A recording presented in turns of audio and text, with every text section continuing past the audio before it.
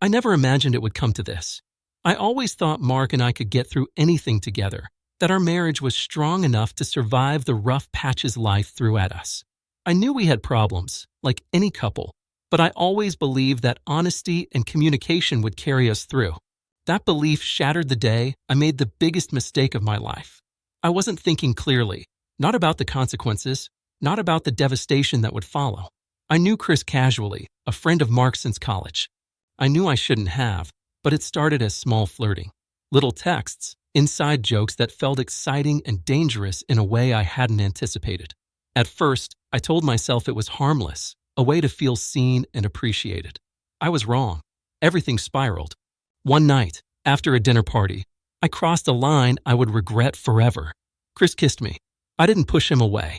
I froze, caught in the heat of the moment and the weight of loneliness I hadn't admitted to in my marriage. That night, I went home with a knot in my stomach. I knew deep down that I had betrayed the man who had trusted me with everything. I couldn't bring myself to tell Mark immediately. I convinced myself I would stop, that I would never let it happen again. But the guilt, the shame, the thrill all tangled inside me like a storm I couldn't control. Days passed, and Mark noticed something was off. He asked questions, subtle at first, about my behavior, my mood, my phone. I deflected, laughed nervously, reassured him. He trusted me. He always had. That trust is what made what happened next feel like a dagger to the heart. He found out. I don't remember how much I told him initially, or maybe it was all of it. All I know is that his face went pale.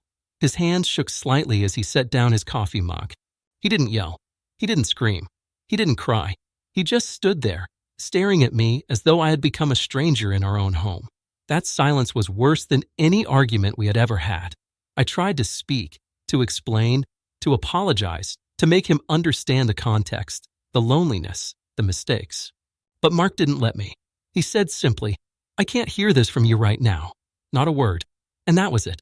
He turned and walked out of the room, leaving me standing there, stunned and small, filled with a regret so heavy it felt like it would crush me. Over the next few days, Mark's absence was suffocating. He didn't avoid me out of anger, not exactly. He avoided me out of something I could only describe as grief. The man I had loved, the man I had betrayed, retreated into a fortress I could not breach. I tried to do small things to show him I cared, made his favorite dinner one night, left notes in the kitchen, even tried to keep the house in order the way he liked it. Nothing reached him. He didn't acknowledge me, didn't look me in the eyes. Every time I approached, he recoiled like I carried a contagious poison. I wanted to scream, to beg, to make him understand that I hadn't meant to hurt him. But he refused to hear me. He refused everything I offered. I began to notice the little things he changed in his routine, the things that showed a quiet but deliberate distancing. He started spending nights at his friend's cabin, saying it was work, though I knew better. He walked past me in the hallway without a glance, sat at the dining table silently, reading his newspaper while I tried to find words that would bridge the gap between us. And then came the night that marked a turning point. Mark came home later than usual, walked straight to the bedroom, and closed the door behind him. I stood in the living room, unsure of what to do. Hours passed. I finally knocked, my voice soft, tentative. "Mark, please, can we talk?" There was no answer.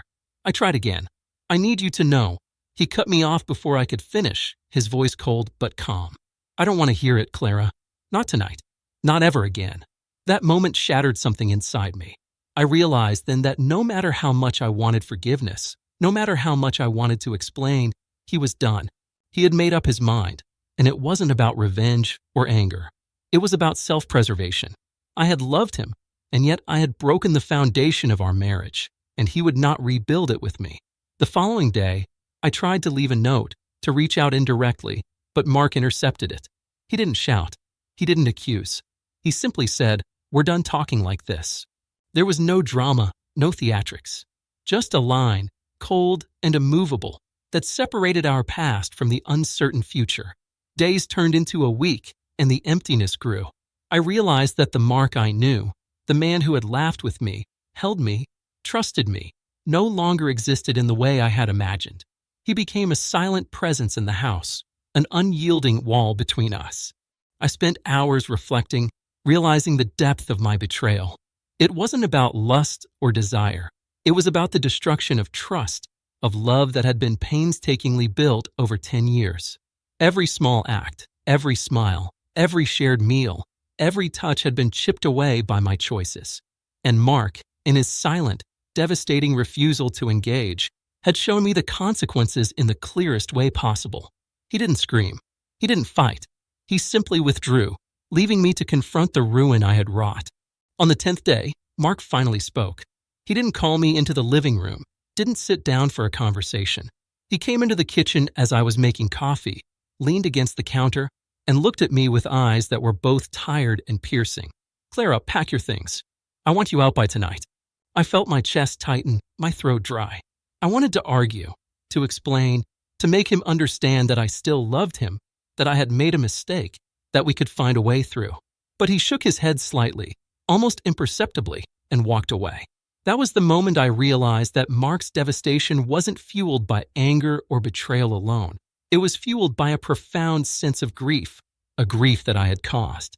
I spent the afternoon collecting my things, each object a reminder of the life I had taken for granted, each garment a token of the trust one had broken. When Mark came to check, he didn't speak, didn't look at me in a way that suggested forgiveness. He simply stood by the door as I left, eyes heavy, shoulders tense.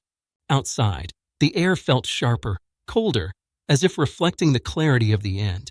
I drove away without a word, tears blurring my vision, heart pounding not from fear, but from the weight of my own choices. I thought about everything we had shared, everything we had built, and how quickly it had crumbled because I had sought something outside of us. Mark's silence, his refusal to hear me out, struck me harder than any argument ever could. In that quiet devastation, I understood the real meaning of betrayal, not just the act itself, but the irrevocable change it causes in those we love. That night, I sat in my car, staring at the streetlights, my hands gripping the steering wheel, and realized that some doors, once closed, cannot be reopened. Mark had made his choice. I had made mine. And the life we had imagined together was gone, replaced by the weight of consequences that neither of us could ignore. I didn't call him, didn't follow him. I stayed in the car for hours, letting the silence wrap around me, a mirror of the devastation I had caused. For the first time in years, I truly understood what it meant to be unwanted, unheard, and untrusted. And in that understanding, I felt the full magnitude of my actions. No excuses, no justifications, only the raw, unvarnished truth that some mistakes cannot be undone. The following morning, I left the neighborhood quietly, glancing back only once at the house where our life had been. Mark didn't come to see me off. He didn't wave. He simply stayed inside, as he had all week, a silent witness to the destruction of everything we once held sacred. I drove in silence, listening to the hum of the engine, feeling the weight of every choice pressing down on me.